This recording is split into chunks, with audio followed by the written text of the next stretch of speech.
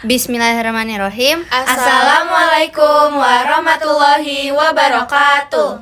Kami dari kelompok 1 akan mempresentasikan kondisi kehidupan berpendapat di era Soekarno. Oke, mari kita mulai. Start.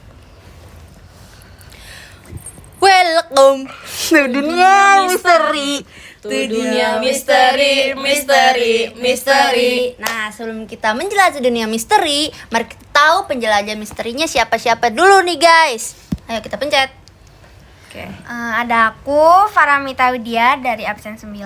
Aku Jasmine Sofia dari absen 11. Aku Marsha Olivia dari absen 14. Aku Quina Laika dari absen 22. Halo, aku Safaras Alfazalia dari absen 25. Balik. Balik.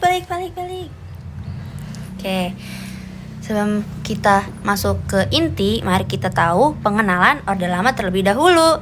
Gas. Orde Lama. Kebebasan pers di Indonesia merupakan bagian dari budaya politik Indonesia.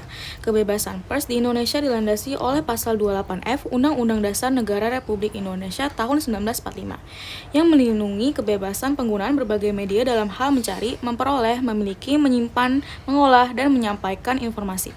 Pada masa demokrasi terpimpin, Presiden Soekarno memegang kekuasaan tunggal dan membubarkan konstituen.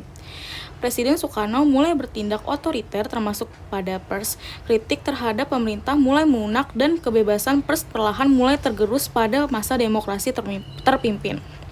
Masa demokrasi terpimpin merupakan masa berkuasanya pers komunis dan pers simpatisannya. Sebab pers komunis merupakan pers yang mendukung ideologi Nasakom, yaitu ideologi yang diinginkan Soekarno.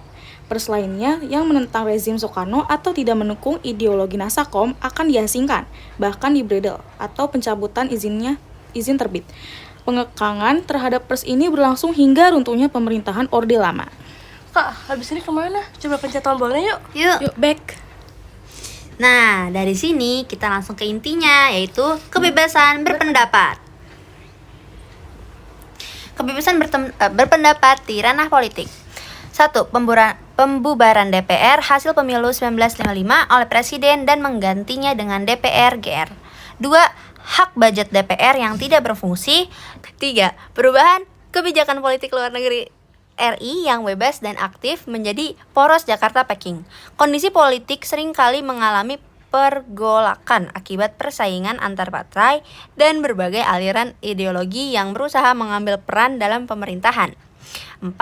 Ideologis Soekarno mengembangkan konsep Nasakom atau nasionalis, agama, dan komunis sebagai upaya menyatukan berbagai ideologi. Namun, gerakan ini menciptakan kebingungan dan ketegangan di kalangan rakyat karena setiap aliran ideologi memiliki pandangan yang berbeda. Selanjutnya ada kebebasan berpendapat di ranah media.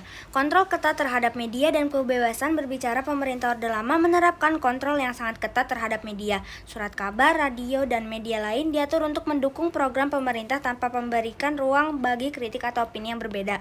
Pembatasan ini dilakukan untuk menjaga citra negara dan mengontrol informasi yang disebarkan kepada masyarakat. Tetapi, pada saat yang sama membatasi kebebasan berbicara dan menghambat demokrasi, seringkali menghasilkan kebijakan yang mengabaikan partisipasi dan kritik dari rakyat. Lalu ada kebebasan berpendapat di ranah masyarakat. 1. Gerakan mahasiswa dan pemuda. Gerakan mahasiswa ini menekankan pentingnya transparansi dan kebebasan berpendapat serta menuntun adanya perubahan dalam pemerintahan. 2. Organisasi sosial dan serikat pekerja. Gerakan ini menunjukkan bahwa masyarakat dari berbagai kalangan bersatu untuk memperjuangkan hak-hak mereka yang terpinggirkan. 3. Perjuangan tokoh-tokoh nasional. Mereka berani mengkritik kebijakan pemerintah yang dinilai tidak adil dan mendukung gerakan protes yang bertujuan mengembalikan keseimbangan kekuasaan.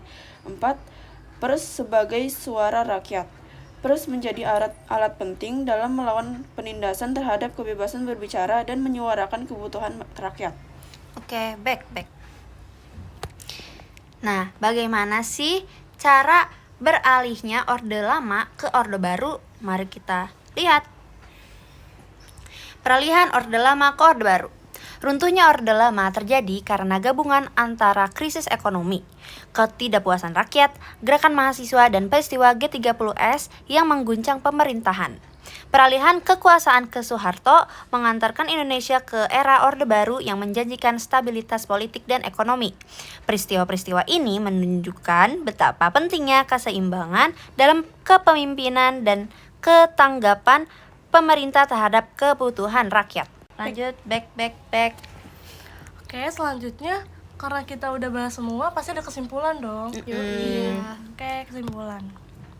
Kesimpulannya, melalui evolusi yang terus berlangsung, kebebasan berpendapat di Indonesia menjadi fondasi kuat bagi partisipasi aktif masyarakat dalam pembangunan negara. Dengan pemahaman yang mendalam dan kesadaran akan hak-hak asasi manusia, masyarakat dapat terlibat secara positif dalam proses perubahan dan pembangunan yang berkelanjutan.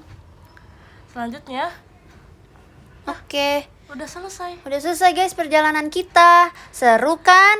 Seru dong. Oke, terima kasih sudah menyimak perjalanan misteri kita. Terima kasih. Wassalamualaikum warahmatullahi wabarakatuh.